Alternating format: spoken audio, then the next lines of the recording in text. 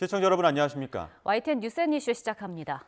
해병대 최상병 사망 사건 수사 외압 의혹의 핵심 인물인 이종섭 주 호주 대사가 11일 만에 귀국했습니다. 이 대사는 자신과 관련된 의혹은 사실이 아니라고 거듭 강조하면서 체류기간 고위공직자 범죄수사처 조사를 받을 수 있길 바란다고 밝혔습니다. 취재기자 연결해서 알아보겠습니다. 부장원 기자. 네, 고위공직자 범죄수사처입니다. 이종섭 대사 귀국 직후에 취재진 앞에 섰죠. 의혹을 거의 거듭 부인하면서 공수처 조사를 촉구했다고요? 그렇습니다. 이 대사는 싱가포르에서 출발한 항공편을 타고 오늘 오전 9시 20분쯤 인천공항에 도착했습니다. 지난 10일 호주 브리즈번으로 출국한 뒤 11일 만입니다. 수속을 마치고 9시 35분쯤 입국장 밖에서 취재진과 만났는데요. 이종섭 대사는 먼저 자신과 관련된 의혹에 대해서는 이미 여러 차례 사실이 아니라고 밝혔기 때문에 반복하지 않겠다고만 말했습니다. 그러면서 체류기간 공수처와 일정이 조율돼 조사를 받을 수 있으면 좋겠다고 했는데 직접 보겠습니다. 여러 가지 의혹들에 대해서 오늘은 다시 중보해서 말씀드리지 않겠습니다. 체류하는 기간 동안에 공수와 일정이 조율이 잘 되어서 조사받을 수 있는 그런 기회가 있으면 좋겠다는 생각입니다. 이종섭 대사는 또 방산협력과 관련한 주요국 공관장 회의 참석을 위해서 임시 귀국한 거라고 설명했는데요. 당분간 방산협력 업무와 한국, 호주 외교 국방장관 회담 준비 등을 하게 될 거라며 호주 대사로서 해야 할 중요 업무에 충실하겠다고도 했습니다. 취재진은 이종섭 대사에게 귀국 일정은 어떻게 잡은 건지, 대통령실에서 미리 연락을 받았거나 사의를 표명할 생각이 있는지 여러 질문을 던졌지만 답을 들을 수 없었습니다. 이 대사는 수사 문제는 수사기관에서 말씀드리겠다고만 말하고 서둘러 공항을 빠져나갔습니다. 이 대사는 앞서 최상병 사망 사건 수사 외압 의혹으로 공수처 수사를 받다가 호주 대사로 임명돼 지난 10일 출국했습니다. 지난해 말부터 출국 금지 상태였지만 대사 임명 직후 법무부의 결정으로 출국 금지가 속전속결로 해제되면서 논란을 빚었습니다. 네, 이 대사가 당분간 국내에 머물 전망인데 실제 조사가 이루어질지는 미지수라고요. 그렇습니다. 우선 이종섭 대사는 입국장에서 밝힌 것처럼 귀국 후 관련 일정이 끝나 호주로 돌아가기 전까지 공수처에 조속한 조사를 요구한다는 계획입니다.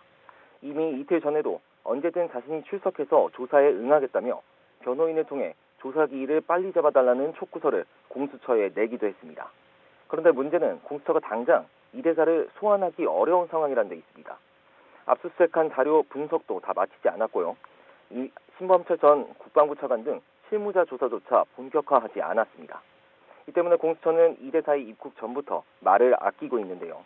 공수처 관계자는 이 대사 입국 이후 수사 방향을 묻는 질문에 현재로선 뭔가 말씀드릴 입장도 아니고 드릴 말씀도 없다고만 답했습니다.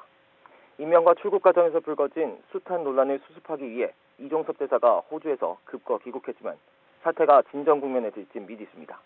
지금까지 공수처에서 YTN 부장원입니다. 박정훈 전 해병대 수사단장 측은 해병 순직 사건 당시 국방부 장관이었던 이종섭 주 호주 대사는 피의자라며 주요 국가대사로 임명한 인사권 남용이야말로 이 사건의 본질이라고 주장했습니다. 박 전 단장 측 김정민 변호사는 항명 혐의 사건 3차 공판이 열린 중앙지역 군사법원에서 기자들과 만나 이 대사 논란을 지켜보는 박 대령은 참담한 심정과 분노를 느꼈다며 이같이 밝혔습니다. 김 변호사는 또 이 대사를 이 재판에 부르지 않을 이유가 없고 나오지 않을 이유가 없다며 검찰 측 증인 신문이 끝난 뒤 이 대사를 첫 번째 변호인 측 증인으로 신청할 것이라고 말했습니다. 더불어민주당은 오늘 귀국한 이종섭 주 호주 대사의 즉각 사퇴와 윤석열 대통령의 대국민 사과를 촉구하며 파상 공세를 펼치고 있습니다. 국민의힘은 선거용 공세라고 받아치며 공수처의 빠른 수사를 촉구하고 있는데요. 자세한 내용 취재기자 연결해 알아보겠습니다. 김대겸 기자. 네, 국회입니다. 네, 오늘 이종섭 대사 귀국했는데 오히려 민주당은 공세 수위를 끌어올리는 모습이죠. 네, 민주당은 이종섭 대사의 귀국이 선거용이라고 강하게 비판하고 있습니다. 정부와 여당이 선거를 앞두고 민심이 악화하고 상황이 불리하게 돌아간다고 판단해 이 대사의 귀국을 서둘렀다는 건데요. 정작 순직한 해병대원 사건에 대한 진상규명은 관심조차 없다고 강하게 비판했습니다. 오늘 아침 홍익표 원내대표 발언 들어보시겠습니다. 본질은 이종섭 전 국방부 장관이 한국에 들어오는 것 그 자체가 아닙니다. 젊은 장병의 죽음에 대한 진실을 밝히는 것이 핵심입니다. 그러면서 이미 예고한 대로 국정조사와 특검도 흔들림 없이 추진해 나가기로 했습니다. 다만 선거 국면에서 현실적으로 본회의를 열기가 쉽지 않은 만큼 당분간 선거용 이슈로 여론전에 주력할 것으로 보입니다. 국민의힘은 이종섭 대사의 조기 귀국은 잘한 일이라며 야당 공세를 차단하고 있습니다. 특히 야당이 이 대사의 자격 자체를 문제 삼고 있는 만큼 공수처의 조기 수사를 통해 혐의가 있는지부터 밝혀야 한다는 입장입니다. 여권 일각에선 선거를 앞두고 추가 조치를 요구하는 목소리도 있습니다. 먼저 김태우 의원은 이 대사가 스스로 직을 내려놓고 수사받아야 한다고 자신의 SNS에 적었고, 안철수 의원도 라디오 인터뷰에서 이 대사 스스로 고민하고 결단하는 것도 가능하다고 본다고 말했습니다. 이종섭 대사 스스로가 거취 문제로 또 고민을 한다면은 스스로 고민하고 결단하는 그런 것도 가능하다고 보고 있습니다. 오늘부터 이틀 동안 총선 출마 후보자 등록이 진행되는데 여야 모두 공천 갈등을 끝내고 선거 국면으로 전환하려는 분위기죠? 네, 비례대표 순번 등을 놓고 지도부 간 갈등이 이어졌던 국민의힘은 어젯밤 늦게 수정된 비례대표 명단을 발표했습니다. 앞서 당 공관위원이자 인재영입위원장인 이철규 의원은 비례대표 후보 선정 과정에서 호남 지역 인사와 당직자 등이 후순위로 밀린 걸 두고 거듭 문제를 제기했는데요. 이런 지적을 반영해 일부 순위를 조정한 겁니다. 당선권 밖에 있던 호남 출신 인사 조배숙 전 의원과 당 사무처 출신 이다리 전 경북 경제부지사가 당선권인 20번 안쪽으로 들어왔고, 강세원 전 대통령실 행정관은 20번 밖으로 밀려났습니다. 윤 대통령 측근 주기환 전 광주시당 위원장은 명단에서 아예 빠지고, 김혜지 의원과 한지아 비대위원은 그대로 당선권에 남는 등 일부 갈등 여지는 남아있는 상황입니다.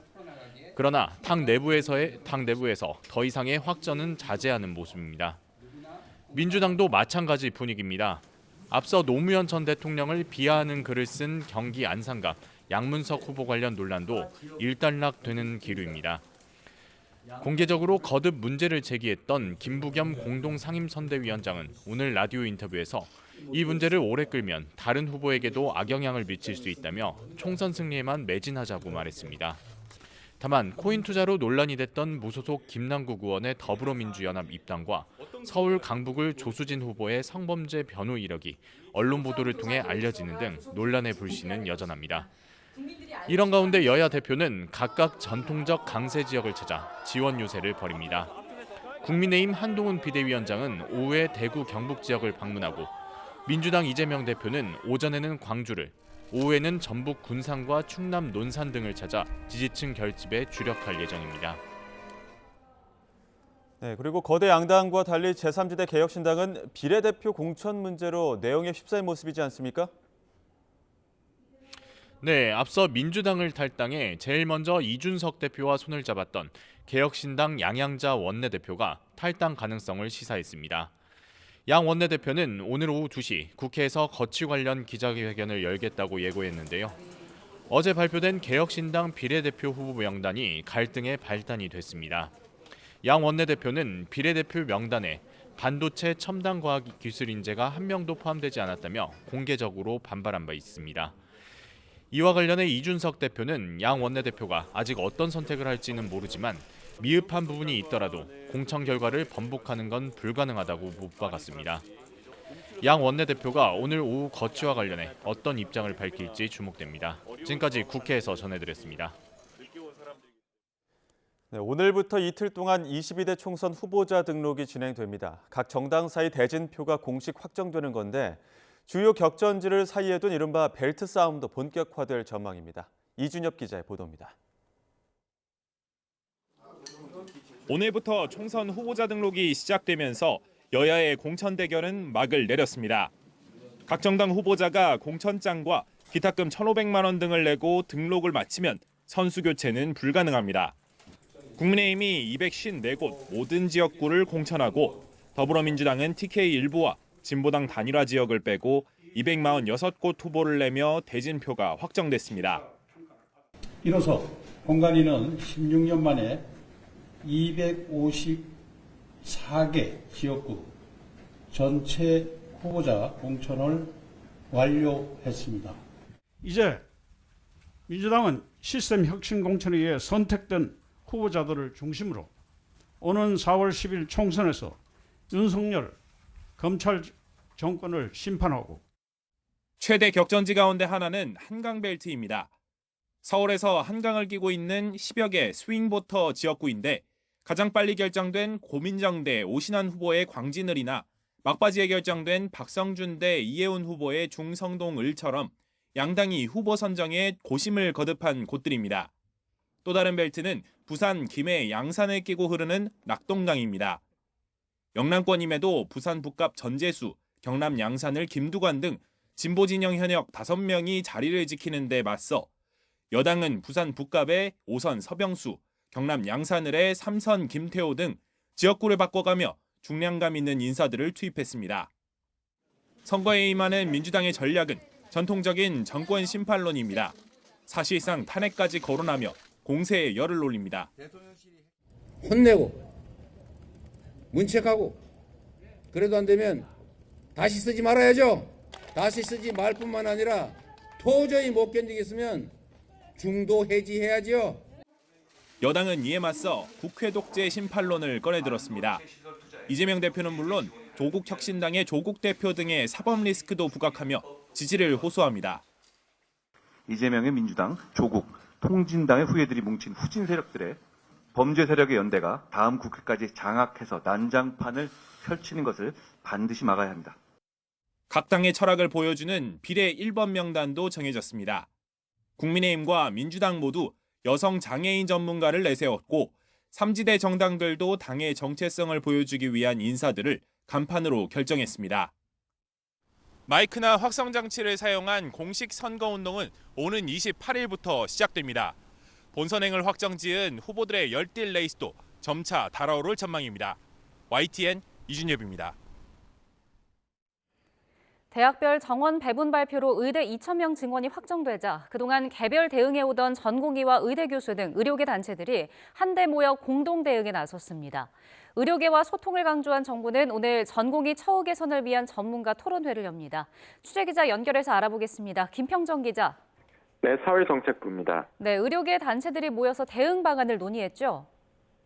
네, 4개 단체가 모여 정부의 의대 정원 배정 결과에 대해 논의했습니다. 4개 단체는 의사협회와 전국의대교수협의회, 전공의협의회, 의대생협의회입니다. 어제 저녁 8시부터 2시간 동안 온라인으로 회의를 진행했습니다. 4개 단체 가운데 전국의대교수협의회는 진료 단축과 사직서 제출 등을 결의한 것으로 전해졌습니다. 전의교협은 오늘 오후 브리핑을 열고 이 같은 결정 내용을 발표할 예정입니다. 정부와의 대화를 촉구하는 목소리도 있습니다. 서울의대 교수비대위와 전국의대 교수비대위원장을 맡고 있는 방재승 교수는 오늘 아침 YTN에 출연해 올해가 안 된다면 내년이라도 2,000명 증원을 객관적으로 검증해보자는 의견을 밝히기도 했습니다. 다만 4개 단체가 그동안 제각각 목소리를 내온 만큼 정부를 상대로 한 통일된 소통 창구를 갖추는 데는 시간이 더 걸릴 전망입니다. 대학별 정원 배분까지 마친 정부는 의료계와 소통 시도를 이어갑니다. 오늘은 전공의 처우 개선을 위한 전문가 토론회를 진행합니다. 정부는 연속 근무 시간 단축 등 환경 개선에 집중해 전공의들의 마음을 돌리려고 할 것으로 보입니다. 앞서 정부는 이달부터 소아청소년과 전공의에게 매달 100만 원씩 수련 비용을 지원하기로 하고 분만과 응급 등 다른 필수 과목으로도 지원을 확대하겠다고 밝혔습니다. 처우 개선 추진과 동시에 업무 개시 명령 위반에 대한 면허 정지 등 행정처분은 다음 주부터 시작할 예정입니다. 정부는 다음 달 의료개혁 특별위원회를 구성해 의대 증원 이후의 대책을 구체화할 계획입니다. 의료계를 향해서는 위원회에 참여해 전문가로서 의견을 제시해달라고 요청했습니다. 지금까지 사회정책부에서 YTN 김평정입니다. 정부가 제약사 직원을 의사 집회에 동원하는 등 의료 현장의 의사 갑질과 불법 리베이트가 계속되고 있다는 문제 제기에 따라 오늘부터 한 달 동안 집중 신고를 받기로 했습니다. 신고 대상은 의약품과 의료기기를 판매할 목적으로 금전과 노무 등 경제적 이익을 제공하는 것과 의료인이 이를 수수하는 행위입니다. 정부는 이 같은 신고는 내부 고발이 많은 점을 고려해 신고자가 불이익을 받지 않도록 철저히 보호한다는 방침입니다. 오는 2분기에 적용될 전기요금이 현재 수준에서 동결됩니다. 한국전력은 다음 달부터 6월까지의 연료비 조정 단가를 현재와 같은 1kWh에 5원으로 적용한다고 밝혔습니다. 연료비 조정 단가는 전기요금을 구성하는 여러 요소 가운데 최근의 단기에너지 가격 흐름을 반영하는 연료비 조정 요금을 산정하는 데 쓰입니다. 한국전력은 연료비 조정 요금 외에도 기본요금과 전력량 요금, 기후환경 요금도 따로 인상하지 않아 2분기 전기요금은 현재 수준이 유지될 예정입니다. 테라 루나 사태 핵심 인물인 권도영 씨가 우리나라에서 수사와 재판을 받게 됐습니다. 몬테네그로 재판부의 사법 절차가 마무리됐기 때문인데요. 오는 23일에서 24일쯤에 송환될 것으로 보입니다. 유재복 기자가 보도합니다. 몬테네그로 항소법원은 권도영 씨의 한국 송환을 결정한 고등법원의 판단을 확정했습니다. 이에 따라 권 씨의 신병 인도와 관련한 몬테네그로 재판부의 사법 절차는 마무리됐습니다. 앞서 고등법원은 지난 7일 한국 정부의 범죄인 인도 요청이 미국보다 빨랐다는 이유로 권 씨를 우리나라에 인도할 것을 결정했습니다. 몬테네그로 법원이 내린 미국으로의 인도 결정이 권 씨 측의 법정 다툼으로 뒤집힌 것입니다. 테라폼 랩스 공동 창업자인 권도영 씨는 지난 2022년 4월 가상화폐 테라 루나 폭락 사태가 터지기 직전 잠적했습니다. 여러 나라를 떠돌던 권 씨는 지난해 3월 몬테네그로 공항에서 가짜 여권을 이용해 UAE로 가려다 체포됐습니다. 위조 여권 사용 혐의로 징역 4개월을 선고받고 복역 중인 권 씨 형기가 오는 23일 끝나는 만큼 권 씨는 23일 또는 24일 우리나라에 올 것으로 보입니다. 몬테네그로 법무부는 곧 우리 정부의 권 씨 송환을 공식 통보하고 구체적인 신병 인도 일정과 절차를 협의할 예정입니다. 권 씨의 법률 대리인은 항소법원 결정에 만족한다고 밝혔습니다. 블룸버그 통신은 경제사범 처벌이 강력한 미국을 피해 한국 송환을 원했던 권도영 씨의 승리라고 평가했습니다. YTN 유재복입니다. 서울역 인근 쪽방 건물에서 불이 나 주민 1명이 숨지고 1명이 크게 다쳤습니다. 건조한 날씨 속에 곳곳에서는 산불도 잇따랐습니다. 보도에 임혜진 기자입니다. 살림살이가 널브러져 있습니다. 벽과 천장은 시꺼멓게 그을렸습니다. 서울역 인근 5층짜리 건물 3층 쪽방에서 불이 난 건 어제 오후 5시 20분쯤. 불이 시작된 곳에 살던 50대 남성이 숨졌고 옆방에 거주하던 70대 남성은 3도 화상을 입어 병원으로 옮겨졌습니다. 불은 4층까지 옮겨부터 1시간 만에 진화됐습니다. 주민 15명은 서울시에서 마련한 임시숙소로 대피했습니다. 경찰과 소방은 숨진 남성이 살던 방 안 가스버너에서 불이 시작된 것으로 보고 있습니다. 고속도로에서 구급차가 옆으로 넘어졌습니다. 어젯밤 수도권 제1순환 고속도로 서하남 나들목 구리 방면을 달리던 승용차와 사설 구급차가 부딪혔습니다. 이 사고로 구급차가 전도되고 두 차량이 타고 있던 동승자 2명이 다쳐 병원으로 옮겨졌습니다. 구급차 안에 환자는 없었던 것으로 파악됐습니다. 경찰은 사고 차량 운전자의 진술이 엇갈려 차량 블랙박스 등을 토대로 사고 경위를 조사하고 있습니다. 봄철 건조한 날씨가 이어지면서 산불주의보가 내려진 가운데 곳곳에서 크고 작은 산불도 잇따랐습니다. 전남 해남에서는 야산에 불이 나 산림 1헥타르를 태우고 1시간 반 만에 진화됐습니다. 비슷한 시각 대전 동구 야산에서도 불이 나 인근 주민과 등산객들에게 재난 문자가 발송되기도 했습니다. YTN 임혜진입니다. 충남에서 화재가 잇따라 2명이 숨지고 3명이 다쳤습니다. 어젯밤 11시 반쯤 아산시 은봉면의 한 여관에서 불이 나 1시간 만에 꺼졌습니다. 이 불로 투숙객 1명이 숨지고 3명이 다쳐 병원으로 옮겨졌습니다. 오늘 자정쯤에는 논산시 연무읍의 한 단독주택에서 난 불로 50대 A씨가 숨진 채 발견됐습니다. 경찰은 방화 가능성 등 정확한 화재 원인을 조사하고 있습니다. 오늘 새벽 2시 10분쯤 경기도 파주시 광탄면에 있는 장갑 제조 공장에서도 불이 났습니다.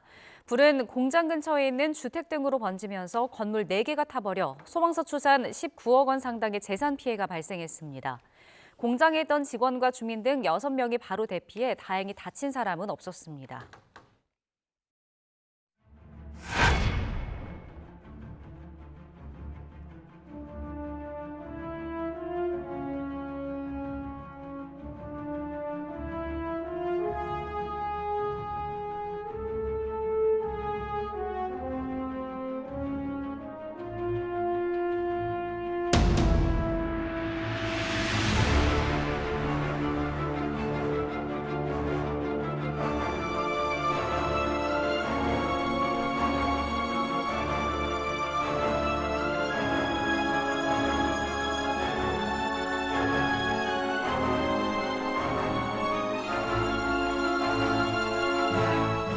해병대 수사 외압 의혹의 실체 규명이 사실상 어려워지는 게 아니냐는 우려가 나옵니다.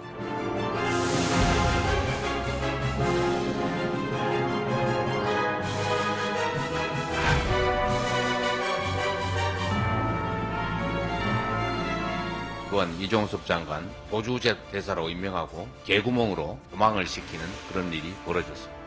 피의자 이종섭이 결국 도피에 성공했습니다. 오늘부터 런종섭 씨는 모든 범죄자들의 롤모델입니다.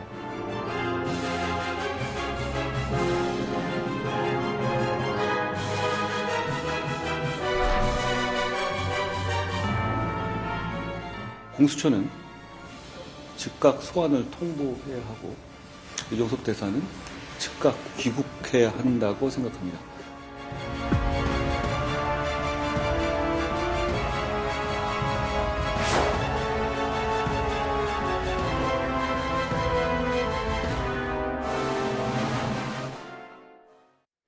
네, 오늘의 정치권 이슈 최창렬 용인대 특임교수, 이종훈 정치평론가 두 분과 함께하겠습니다. 어서 오십시오. 안녕하세요. 네, 안녕하세요.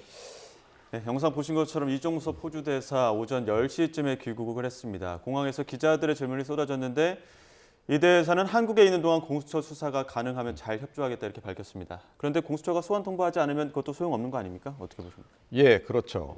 그런데다가 이번 그 입국 관련해 가지고 사전에 공수처 쪽하고 뭔가 협의가 이루어졌는지도 잘 모르겠습니다.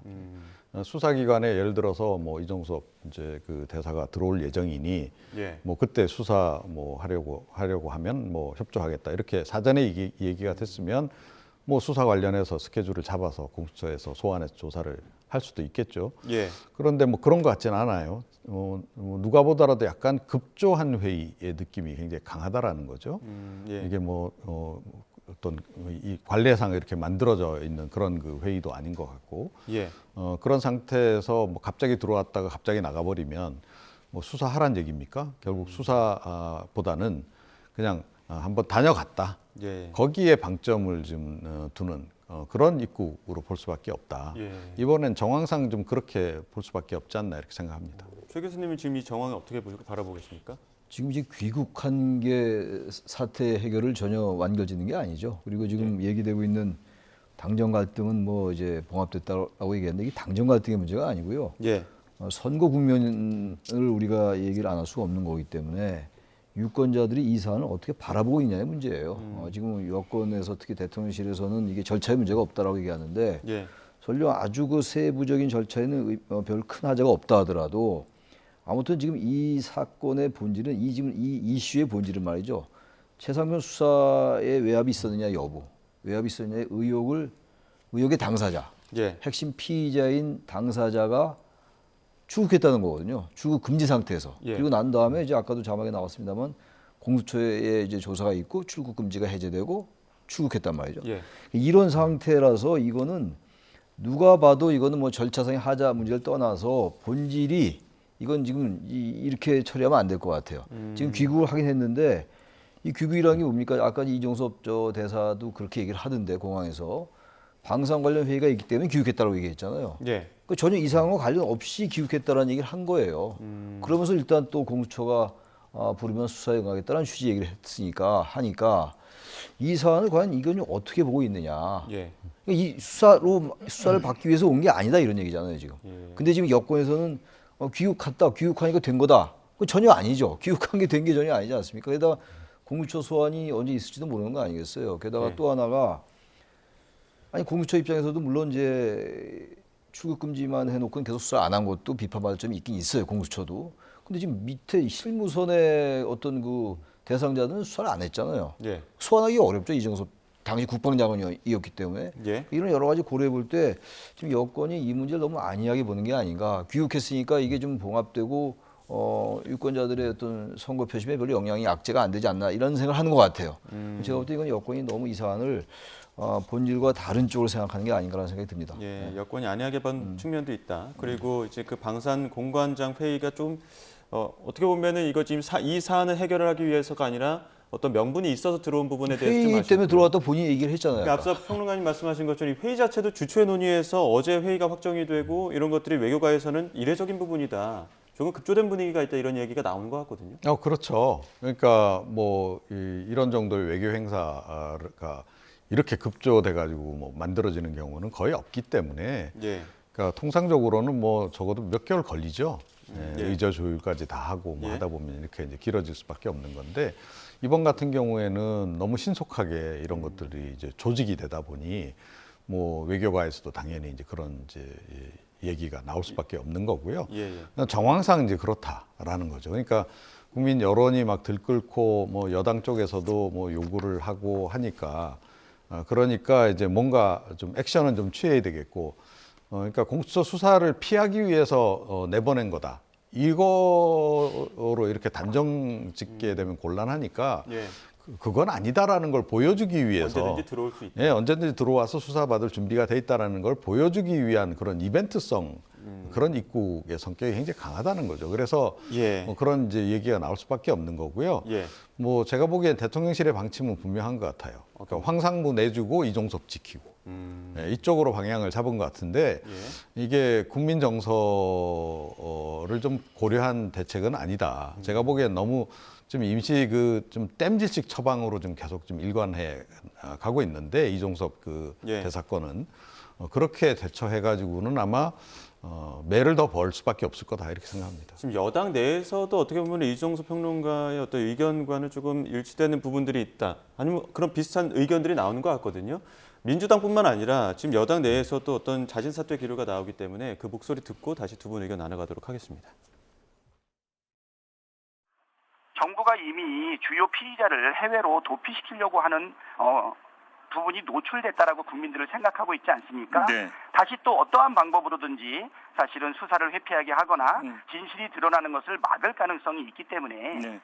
저는 이 부분에 대해서는 증거 인멸이나 도주의 위력가 있기 때문에 네. 구속 수사하는 게 적절하다라고 판단합니다. 그렇게 따지면 지금 이재명 대표는 어떤 위치에서 지금 재판받고 있는 중간에 기소돼서 조국 같은 경우는 어떻습니까? 2심까지 사실 유죄 판결을 받아서 곧 대법원에서 결과가 나올 거예요. 아마 구속될 거라고 저는 생각해요. 이런 당에 있는 사람들이 아무런 이제 기소도 안 되고 또 뭐 이렇게 그런 호주 대사에 대해서 공세를 취하는 것은 저는 맞지 않다. 스스로 좀 돌아봐라라고 저는 얘기하고 싶습니다. 저는 귀국하자마자 사퇴해야 된다고 생각합니다. 사퇴하고 떳떳하게 당당하게 또 수사를 받아야 되고 계급장 다 띄고 받아야 됩니다. 이게 국민의 눈높이입니다. 왜냐하면 지금 상황은 특수 상황이고 절박합니다. 그 한석이 대한민국의 미래를 좌우할 수 있다는 그런 믿음 때문에 정말 그분 개인에게는 안타깝지만은 그런 결단을 내려주셔야 된다고 저는 생각합니다. 들으신 것처럼 물론 여당, 그러니까 민주당 입장에서는 공세를 취할 수밖에 없죠. 그리고 뭐 여당 입장에서는 방어적인 입장을 취할 수밖에 없지만 그럼에도 불구하고 이례적인 목소리, 지금 주로 이제 수도권 지역에 있는 후보들 중심으로 여당 내에서도 이거 조금 문제가 있다, 자진 사퇴해야 된다 이런 목소리가 나오는 거거든요. 이게 아마 선거 때가 아니었으면 저런 목소리가 안 나왔을 거예요. 예. 뭐 또 대통령실 옹호하기 바쁠 것이고 뭐 그러지 않았겠어요. 근데 지금 상황이 그게 아니잖아요. 선거 이제 불과 20일 앞으로 다가왔는데 막상 선거 현장을 누비고 보니까 선거 현장에서 유권자를 만나보고 여러 여론을 들어보니까 이게 아니거든요. 그러니까 이게 지금 무슨 뭐 같은 편이라고 항상 우리나라 정치라는 게 확증 편향 때문에 양쪽 진영 논리에 꽉 잡힌 그런 정치잖아요. 근데 지금 그렇게 하던 자신이 다 떨어지게 생겼거든요. 그러니까 그렇게 저런 얘기를 나오는 거예요. 진작 저런 얘기 했어야죠. 지난번에 작년에도 이종섭 전 장관 그때 여러 가지 수사 외압 의혹 사건이 있었고 뭐 한명이냐 아니냐 뭐 이런 거. 그때 왜 저런 얘기 안 했습니까? 여권 인사들. 그때 그 얘기 했었어요. 그럼 이렇게까지 오지 않았을 거라고요. 그러니까 아무튼 간에 이 여권에서는 지금 직접 수도권도 그렇고 아까 김태호 후보 같은 경우는 수도권은 아니지만 낙동강 벨트 아주 상당히 힘든 선거 치르고 있는 거예요 지금. 자신의 원래 지역구도 아니고 말이죠. 그런데 아무튼 이 지금 막상 선거에서 이게 상당히 뭐 이게 보통 어렵게 생긴 게 아니거든요 지금 상황 자체가. 지금 황상무 수석도 사퇴를 했습니다만 시기가 좀 늦은 면도 있고 여러 가지 측면에서 볼 때 이게 지금 정부나 대통령실에선 지금 뭐 이종섭 대사를 해임할 생각은 전혀 없어 보이고 그리고 이제 대충 미봉책으로 이제 귀국했다가 나가든지 뭐 이렇게 할 것 같아요. 제가 봐도 20일 금방 지나가니까 앞으로. 이렇게 되면 선거는 이제 금방 어떻게 될 거냐 이런 위기의식의 발로예요. 저런 얘기도 좀 진작해서 이런 일을 막았어야죠. 예. 지금 그 뭐 안철수 의원이나 최재형 의원 같은 경우에도 자진 사퇴 어떤 결단이 필요하다는 목소리뿐만 아니라 대통령실의 전면적인 쇄신을 요구하는 목소리까지 나오고 있거든요. 그러다 보니까 앞서 평론가님 이종섭 대사는 지킬 것이다라는 기류가 지금 대통령실의 기류라고 말씀하셨는데 결국 그 기류를 유지할 수 있을 거라고 보십니까? 저는 유지하기 어려울 거라고 봅니다. 예. 그러니까 좀 최근에 이제 그 지지율 이렇게 추이를 보게 되면 한동안 그 민주당이 공천 논란이 막 심했을 때 국민의힘 지지율이 좀 오르기도 했고, 예. 그리고 뭐 여론조사 지표도 그 윤석열 대통령 지표도 괜찮게 나왔던 바가 있어요. 그래서 야 이러다가 우리 압승하는 거 아니야? 뭐 이런 얘기까지 국민의힘 내부에서 막 돌았단 말이에요. 예. 이제 그러다가 이제 급전직하를 지금 해가지고 최근에는 정권 심판론이 다시 부상하면서 민주당에게 굉장히 유리한 판세로 지금 이제 확인이 되고 있단 말이에요. 여러 가지 여론조사 지표상. 자, 근데 그 결정적으로 꺾인 계기가 언제냐는 거죠. 결국 이종섭 그 대사건이 불거지면서 꺾였다는 거예요, 시점상. 예. 자, 그렇다라고 한다면 국민들이 이종섭 그 대사건에 대해서 어떻게 바라보고 있는가가 확인이 된 거나 다름없잖아요. 자, 그렇다라고 한다면 뭔가 조치를 빨리 취해야 되는 이제 그런 거죠. 그러니까 이종섭 모르겠습니다. 이종섭 대사를 반드시 지켜야 될 뭐 그런 절체절명의 이유가 있는지는 잘 모르겠습니다. 그런데 그것 때문에 이렇게 잘못하다가는 지금 총선이 다 망가지게 생겼다. 국민의힘 입장에서 볼 때. 예. 그리고 이제 현장에 이제 뛰는 사람들은 그 선거 때 되면요. 표가 왔다 갔다 하는 게 거의 보인다고 얘기를 하잖아요. 거리 다녀보면 시민들 반응 보면 아, 이거 이번 건 때문에 뭐 몇백 표가 떨어졌다. 이번 건 때문에 몇천 표가 더 생겼다. 이게 다 읽힌다라고 얘기를 할 정도로 실제로 현장에서의 그 변화라고 하는 거는 굉장히 속도가 빠릅니다. 특히 우리나라 유권자들이 굉장히 그런 거에 반응도가 좀 높은 편이에요. 자, 그런 상태에서 이 문제를 계속 질질 끈다? 제가 보건대는 끌면 끌수록 아마 이제 국민의힘에게 불리한 그런 이제 상황으로 점점 이제 갈 수밖에 없고 이게 임계치가 있단 말이에요. 예. 이게 복원시킬 수 있는 임계치가 있는 거예요. 예. 예, 그래서 이제 흔히 뭐 지지율 여론조사 할 때도 보면 이제 표본 오차 이내냐, 그 바뀌냐 이거 많이 따지잖아요. 표본 이차 밖으로 벌어지기 시작하면 이거 따라잡기가 힘들어지는 거거든요. 근데 실제로 지금 그런 지표가 지금 뭐 전국에서 여러 곳에서 나타나고 있어요. 특히 수도권 같은 경우. 자, 그렇다라고 한다면 이 임계치 밑으로 떨어져서 정말로 따라잡기 어려운 상황으로 가기 전에 빨리 조치를 취해야 되는 거죠. 네. 그러다 보니까 당내에서는 그 절박한 심정 때문에 기민하게 대응해야 된다는 목소리가 계속해서 나오고 있는데 지금 당은 어떻게 보면은 계속 뭔가를 요구하고 빨리빨리 좀 반응을 해야 된다고 하는 반면에 지금 그 비례대표 공천을 놓고는 다시 또 유난 갈등이 벌어지는 것 아니냐 이런 우려들이 많이 나왔고요. 그 다음에 나왔던 것이 이제 조배숙 전 의원이 비례수번 13번을 받았는데 불씨를 남겨뒀다고 봐야 되는 겁니까? 사라졌다고 봐야 됩니까? 왜냐하면 이게 주기환 전 위원장이 명단에서 빠져서 말이죠.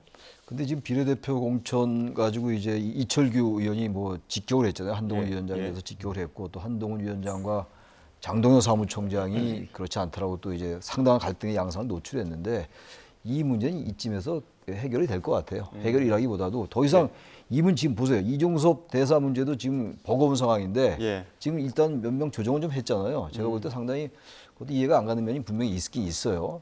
뭐 호남을 배려한다고 했는데 조배숙 전 의원 사선 의원인데 그분을 다시 공천하는 게 과연 그게 호남 배려인지 원래 호남 배려의 취지는 제가 보기에는 어쨌든 국민의힘이 그쪽에 지역구 국회의원이 없고 또 어쨌든 소외 약자 뭐 이런 측면에서 호남 배려를 했을 거예요 아마 당원에. 근데 그런 취지는 살리지 못했다고 봅니다.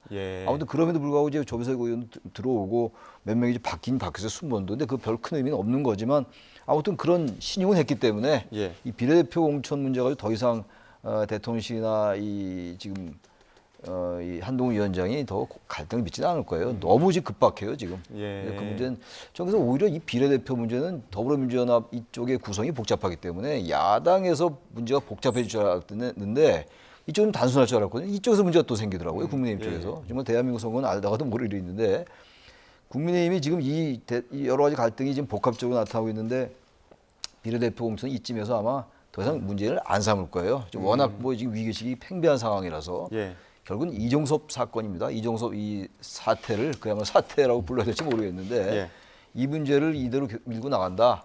그럼 뭐 선거는 상당히 어려워지지 않겠느냐. 그렇게 볼 수밖에 없어요. 현재로서는 그렇습니다. 예, 이미 오늘부터 후보 등록이 시작됐기 때문에 그런 부분에서는 이런 비례대표 순번을 놓고 있는 갈등은 어느 정도 조금 최소화될 것이다 이런 관측을 해주셨는데 오늘 또 한동훈 위원장 또 이재명 대표 각각 텃밭을 찾았습니다. 한동훈 위원장은 대구 찾았고 이재명 대표는 이제 광주로 찾았는데 이종섭 대사 관련해 가지고 앞으로는 계속 또 쟁점으로 남아 있을 것이다 관측을 해주셨는데 앞으로 남은 변수가 있다면 어떤 게 있을까요? 뭐 대한민국은 그야말로 이슈 천국 아닙니까? 그래서 또 어떤 악재가 어느 당에서 터질지 지금 뭐 예상하기 어렵습니다. 그러니까 지금 뭐 한동훈 위원장이나 뭐 이재명 대표의 말실수가 또 이제 발생할 수도 있는 거고요.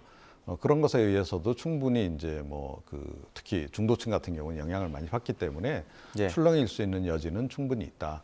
제가 보건대는 또 최근에 그 민주당 쪽으로 분위기가 좀 많이 이제 좋아지니까 이재명 대표께서 뭐 이런저런 그 발언이 많이 좀 강해지시고 또 막판 공천을 너무 또 이렇게 친명 공천을 강행하고 그런 바람에 제가 보기엔 점수 잃을 일들을 좀 자꾸 하고 계시는 것 같아요. 그래서 지금 국민의힘이 사실은 한동안 너무 이제 좀 약간 분위기가 좋아지다 보니까 좀 근거 없는 자신감을 갖고 대응하다가 이제 낭패를 지금 요즘 보고 있는 거와 마찬가지로 민주당도 충분히 좀 그럴 수 있는 그런 그 상황이다. 그리고 말로는 뭐 위기 관리 이렇게 계속 강조를 하는데 제가 보기에는 그 양당의 대표가 지금 그 핵심적인 위기의 변수가 될 수 있다. 본인들 위기 관리부터 좀 잘 하셔야 되지 않을까 이런 생각이 듭니다. 네. 자, 이제 한동훈 위원장 같은 경우는 오늘 오후 2시부터 그 윤재욱 원내대표 그 선거사무소 개소식 대구 달서구 을에서 시작이 되기 때문에 아마 지금쯤은 향하지 않았을까 싶고요. 아마 오후에 양당의 대표 그리고 또 위원장이 어떤 또 그 텃밭에서 어떤 행보를 보이는지는 또 이어진 뉴스에서 다시 한번 전해드리도록 하고요. 민주당 이야기 해보겠습니다. 이 부분이 과연 변수가 될까? 강북 을 공천 마무리는 되긴 했는데 좀 잡음이 있습니다. 왜냐하면 조수진 변호사가 과거에 그 성범죄 가해자를 변호할 때 한 발언 이 부분이 좀 보도가 돼서 논란이 됐고 그 부분을 좀 블로그에 어떤 좀 홍보를 하는 듯한 좀 그런 그 글들이 좀 논란이 되고 있거든요. 어떤 좀 변수를 작용할 거라고 보십니까? 그래서 이제 와서도 조수진 후보의 공천을 또 취소하기도 어렵긴 어려워요. 이제 오늘 내일이 후보 등록이잖아요. 네. 근데 저 부분도 상당히 좀 악재가 될 것 같아요. 그냥 저 변호사잖아요. 변호사니까 당연히 변호하는 거죠. 자신에게 의뢰했던 사람을 그래서 변호라는 게 있는 거니까. 그런데 변호의 내용이 말이죠. 지금 저기 나온 자막에 저런 얘기가 꼭 변론할 때 꼭 저런 얘기 안 해도 되는 거거든요. 그러니까 저게 이제 말하자면 2차 가해의 그 프레임이 될 수가 있어요. 피해자에 대한 2차 가해. 변론한 거는 뭐라고 할 수 없어요. 어쨌든 간 형량을 낮춰야 되니까 딴 사람이 다 그를 비판하더라도 그렇지 않다라고 이제 변론해 주는 거란 말이죠. 그건 충분히 얘기가 되는 건데 뭐 살인자도 변론하는 거니까. 그래서 변호란 제도가 있는 거잖아요. 조선시대 때부터 있었던 제도니까. 근데 저렇게 얘기하면 이게 뭐냐면 법률적인 절차나 하자만 따지는 게 아니라고요. 선거를 얘기하고 있는 거거든요. 선거라는 건 뭐예요? 팩트나 진실도 중요합니다만 더 중요한 게 유권자들의 인식의 반영이 표로 나타나는 그 과정이 선거거든요. 근데 조수진 저 양반 여기 박용진하고 상당히 이러다가 됐는데 뭐 과거에 저렇게 변론했네. 이렇게 또 이게 민심이 될 수가 있다고요. 게다가 또 강북 의뢰 지역 정서는 저 조수진 변호사가 거기서 상당히 관리를 해온 그런 정치는 아니란 말이에요. 민주당 사무총장 출신이고 이렇게 합니다만 그런 부분들이 을도 강북 을입니다만 인접 지역에 어떤 영향을 줄 것인가. 강북 을도 있고 거기 성북 갑을 뭐 어쨌든 도봉 갑을 이쪽이 다 어쨌든 민주당에게는 좀 양지의 성격을 갖고 있어요. 그거 다 우리가 아는 건데 꼭 그런 지역 아니라 하더라도 다른 지역 서울에 그런데 영향 미친다고요. 전부 우리가 이종섭 대사 건도 다 그런 거 아니겠어요? 전 그래서 저 부분도 민주당도 이재명 대표 아까 말씀 나왔습니다. 이재명 대표도 뭐 탄핵 얘기하기 시작하고 그러더라고요. 그러니까 저 부분도 저는 민주당에게는 악재가 될 수 있다고 봐요. 그래서 저걸 어떻게 관리하느냐도 지금 유권자 특히 중도층 스윙 보터들이 예의주시하고 있겠죠.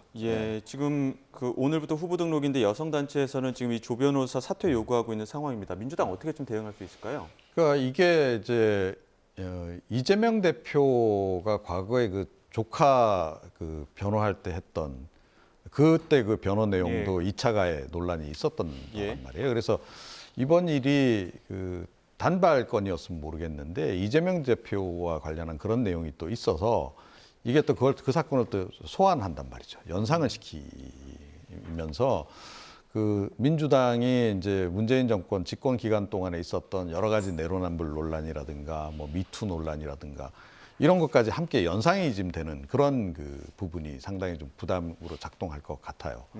예. 그리고 예. 이 사실은 박용진 제거하기 프로젝트를 하다 보니까 무리하게 사실은 지금 제가 보건대 여기까지 좀 온 거고 그러다 보니까 이제 뭐 이런 사건까지도 이제 확인이 되면서 논란이 되는 이제 이런 상황이라는 거죠. 그래서 자꾸 혹을 붙이는 이제 이런 격이 되고 있다. 그러니까 애초에 좀 뭐 전략적으로 좀 잘 접근을 했더라면 박용진 의원 정도는 살려놓고 선거를 치르는 것이 좋았을 텐데 이것도 결국은 좀 발목을 잡는 요인으로 좀 작동하는 것 같고요. 제가 보기에는 뭐 이거 지금 시점에서 이거 취소하기도 좀 어렵지 않나 싶어요. 그래서 지금 뭐 후보 등록에 들어가기 때문에 예. 이건 그대로 지금 안고 가는 수밖에 없는 그런 상황이 된 것 같습니다.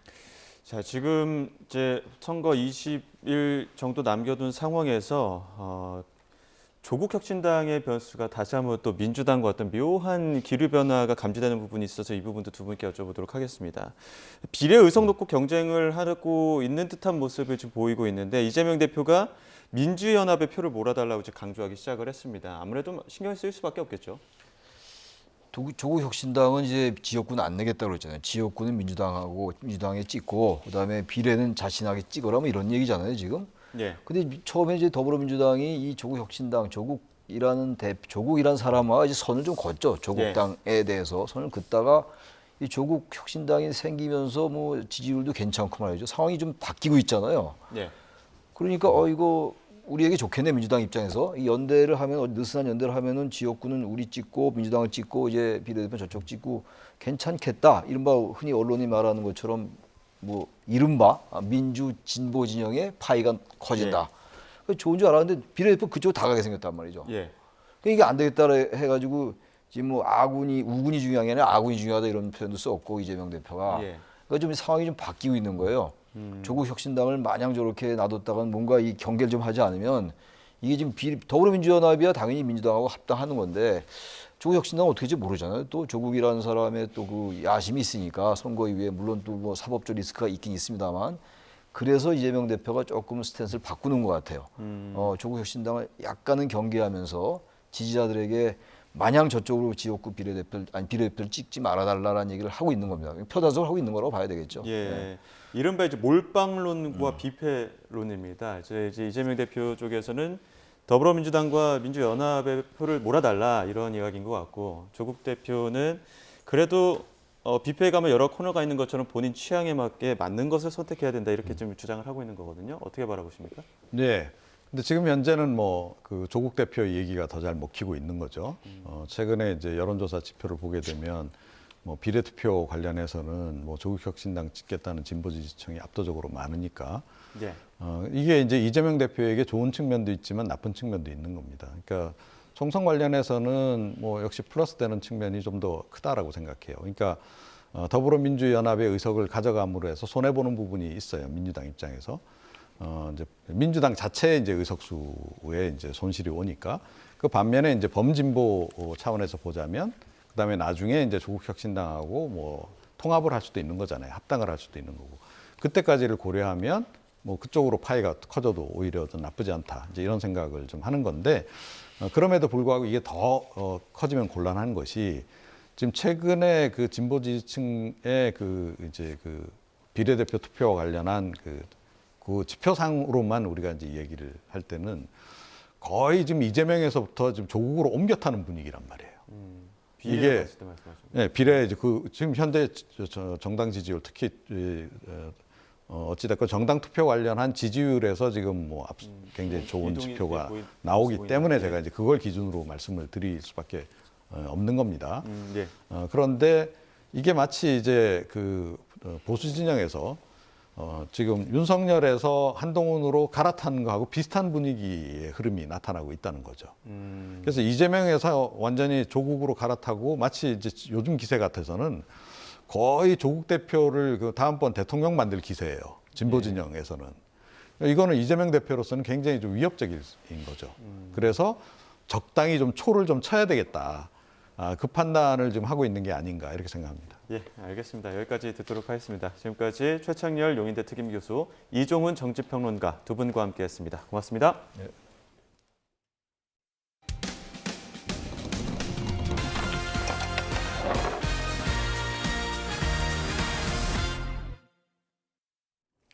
같은 아파트인데 서울 노원구와 경기 의정부시로 단지가 나뉜 곳이 있습니다. 생활권이 달라 불편하다는 주민들 불만이 10년 넘게 이어지고 있는데 엎친 데 덮친 격으로 바로 옆 부지에 운전면허 시험장까지 이전을 앞두면서 갈등이 커지고 있습니다. 안동준 기자가 현장 취재했습니다. 서울 노원구와 경기 의정부시 경계에 있는 아파트 단지입니다. 행정구역상 개천을 경계로 1, 2단지는 경기 의정부시, 3, 4단지는 서울 노원구에 속합니다.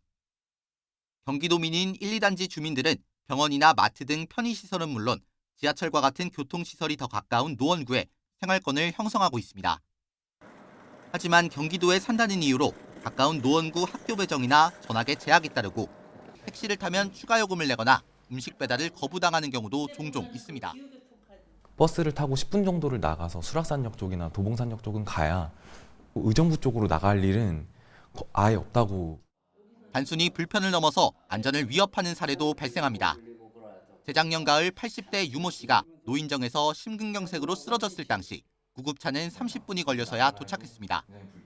1.7km 거리에 노원 소방서가 있지만 4.5km 떨어진 의정부 소방서에서 출동했기 때문입니다. 지난해에야 노원과 의정부 소방서가 공동 대응하는 것으로 바뀌었지만 주민들은 1분 1초가 아깝다고 입을 모읍니다.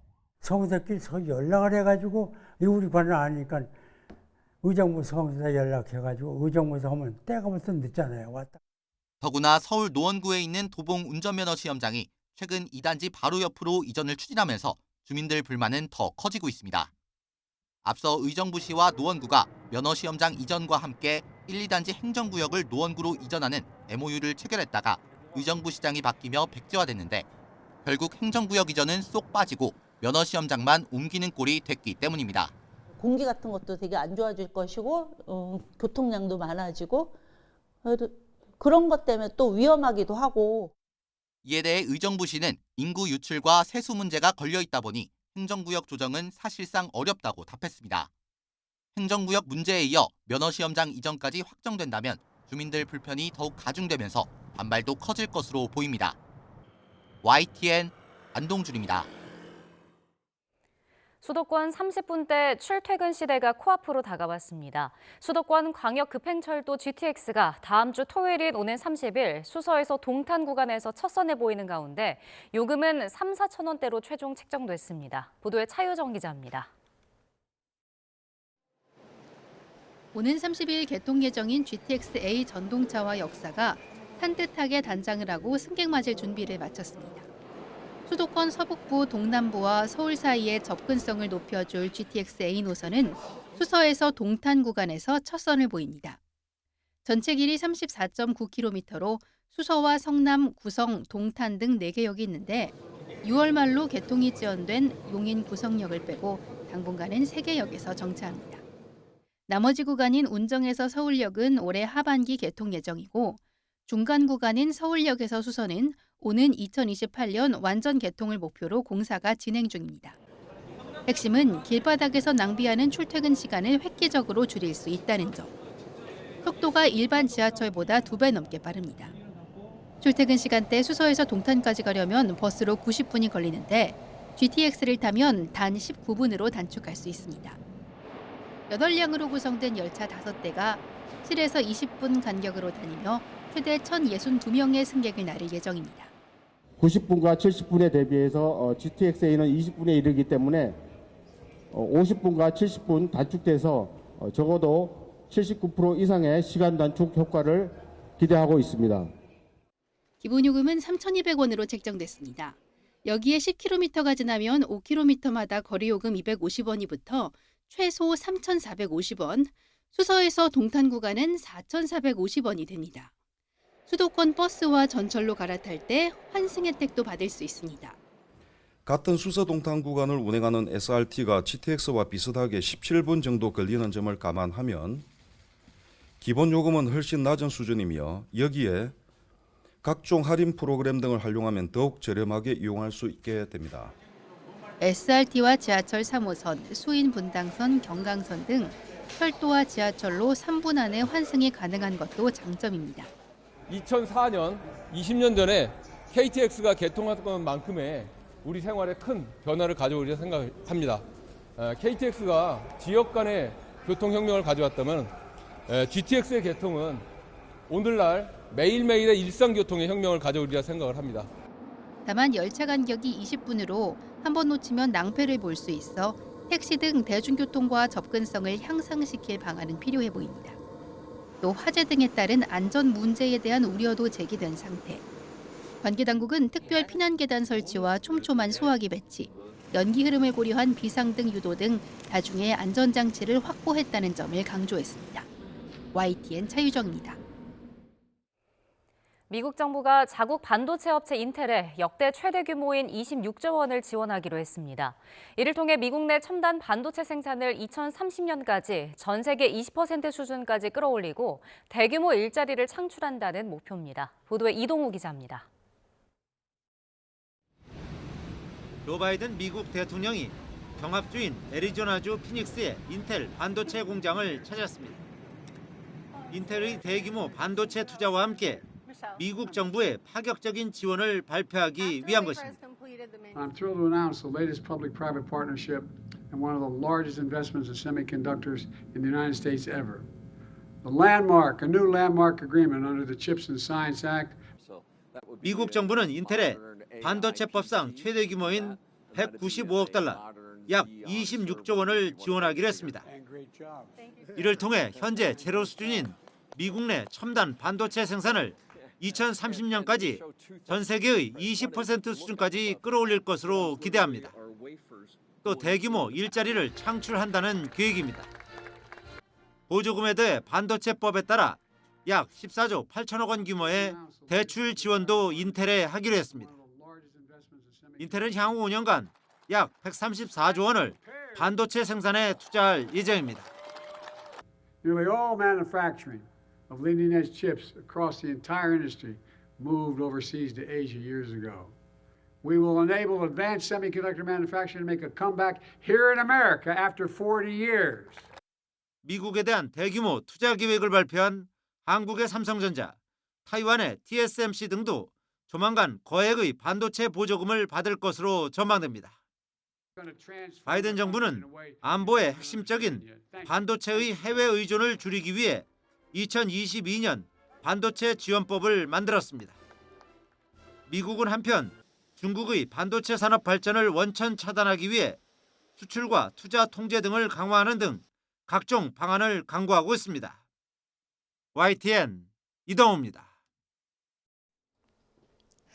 3월 하순에 접어들었는데 어제와 오늘 날이 다소 쌀쌀합니다. 다행히 때내진 꽃샘 추위는 오늘까지인데요. 오늘 서울 낮 기온이 12도로 어제보다 활동하기 수월하겠고요.